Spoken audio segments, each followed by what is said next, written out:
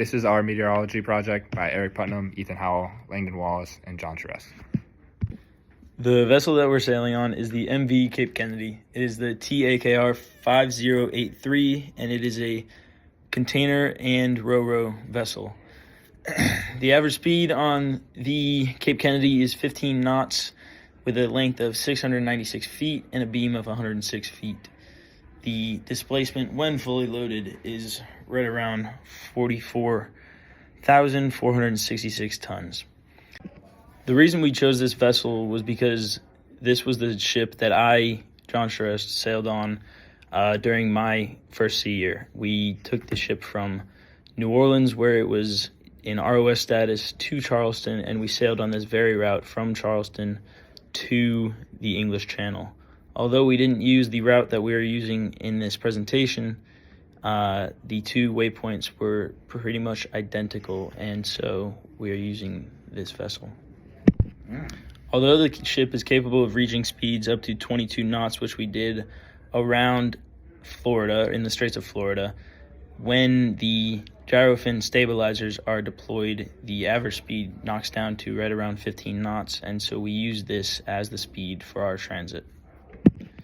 The cargo that we carried on our transit from Charleston to Gdansk, Poland, which we went through the English Channel, was old military cargo, which were Army trucks, tanks, and other vehicles. A Mercator route is a rum line that is shown as a straight line linking 2 points together. Mercator routes are longer distance, however, due to the fact the rum line is straight, it's easier to plot and allows the ship to steer on a more constant bearing, making the steering and route much easier. This causes much less likelihood for a mistake to be made, as the route itself is much simpler to plot as well as to drive to.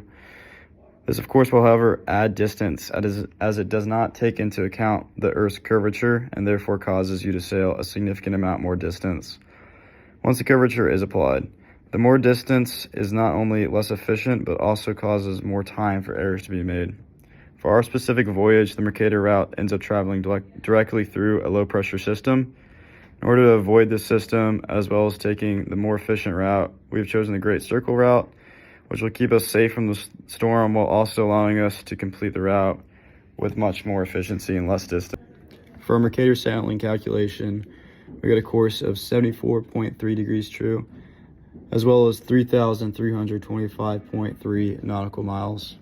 Our position of arrival for 24-hour follows as the latitude is 35 degrees, 37.4 minutes north, and the longitude is 70 degrees, 29.9 minutes west. Our 48-hour position of arrival latitude is 37 degrees, 14.9 minutes north, and 63 degrees, 20.7 minutes west. Our 96-hour position of arrival, so the latitude of 40 degrees, 29.7 minutes north, and a longitude of 48 degrees, 34.1 minutes west. For my Great Circle calculations, the coordinates of the vertex was 50 degrees, 05.7 minutes north, 021 degrees, 50.3 minutes west. The coordinates for the 24-hour position were 37 degrees, 39.8 minutes north, 071 degrees, 38.1 minutes west. For the 40-hour position, the coordinates were 41 degrees, 00.5 minutes north, 065 degrees, 11.4 minutes west, and the 96-hour position was 46 degrees, 25.3 minutes north, 050 degrees, 20.0 minutes west. A Great Circle route is the shortest distance between 2 points on the surface of a sphere.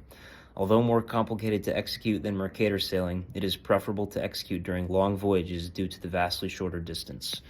For my Great Circle calculations, the total distance calculated was 3,210.9 nautical miles, a distance 114.4 nautical miles shorter than the calculated Mercator route distance.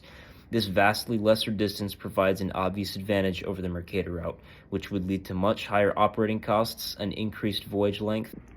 When departing October 3rd, 2025, the current charts display a high-pressure system in Charleston and about at 65 degrees west longitude and 35 degrees north, there is a low pressure system currently moving northeast.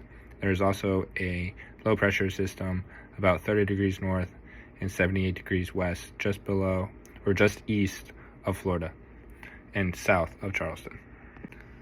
On October 3rd, when we will be departing Charleston, the current wave height is 2 to 3 meters and will be 2 to 3 meters for both Mercator and Great Circle sailing when departing Charleston on October 3rd. The low pressure system discussed earlier at 37 degrees north and 50 degrees west is currently moving northeast at 10 knots. It currently has winds 40 to 55 knots, and the sea state is currently 7 to 10 meters on October 3rd. For the 24-hour forecast, it is expected to still be experiencing a high pressure system in the low pressure system that is currently located at 50 degrees west and 40 degrees north to continue to move northeast and away from our vessel. For the 24-hour forecast, we are supposed to experience on the Mercator sailing about 5 knots of headwind, and for the Great Circle, we will have about 5 to 10 knots of headwind, and for the Great Circle, we will have about 5 to 10 knots on our port quarter. On the 48 forecast, the hurricane warning for the low pressure system moving northeast of us has turned into a storm warning moving northeast. The 48 forecast predicts us to be moving towards the low pressure system, but the low pressure system will still continue to move northeast away from us. For the 48-hour forecast, we are expecting 15 to 25 knots on our beam on our port side for both Great Circle and Mercator sailing. For our 96 forecast, it looks like our wave height for our Mercator sailing will be about 3 meters, and for our Great Circle sailing, it will be about 2 meters. Both sailings seem to be experiencing pretty calm weather with a high pressure system. Both sailings are currently experiencing anywhere from 5 to 15 knots. There does not seem to be any storm warnings that pertain to our current position and predicted sailing path. The advantage of the Great Circle route over the Mercator route is the fact that it passes well north of the giant low-pressure system located at around 37 degrees north latitude on October 7th. At that point, the ship sailing the Mercator route is at roughly the same latitude as New Jersey, whereas the ship sailing the Great Circle route is just east of the Canadian province of Newfoundland and Labrador, much further north than the other ship and well clear of the giant low. The ship sailing the Great Circle route even experiences lighter winds than the ship sailing the Mercator route. Upon close inspection of the October 7th 500 millibar map, we can see that the ship sailing the Mercator route is experiencing 45 knot winds broad on the port bow, whereas the ship sailing the Great Circle route is experiencing 35 knot winds broad on the port beam. While having gale force winds broad on the port beam is certainly not ideal, it is much better than having an even stronger wind broad on the port bow. Another advantage of the Great Circle route over the Mercator route is the slightly lesser wave height experienced at the 96-hour position. We can see that the ship sailing the Mercator route is going through 10-foot seas, whereas the ship sailing the Great Circle route is going through 6-foot seas. A much more comfortable and less destructive ride. One disadvantage of the Great Circle route is that it requires constant course changes and is much more complicated to execute than the Mercator route. However, the aforementioned advantages far outweigh the disadvantages due to economic and safety reasons. Overall, besides the gale that developed southeast of the vessel on the Great Circle track, and the hurricane turned developing storm turned storm dissipating earlier than expected, the forecast ended up being quite accurate and didn't call for any course changes. We kept track of the weather systems throughout the passage, checking updates regularly and staying aware of what was forming or moving nearby.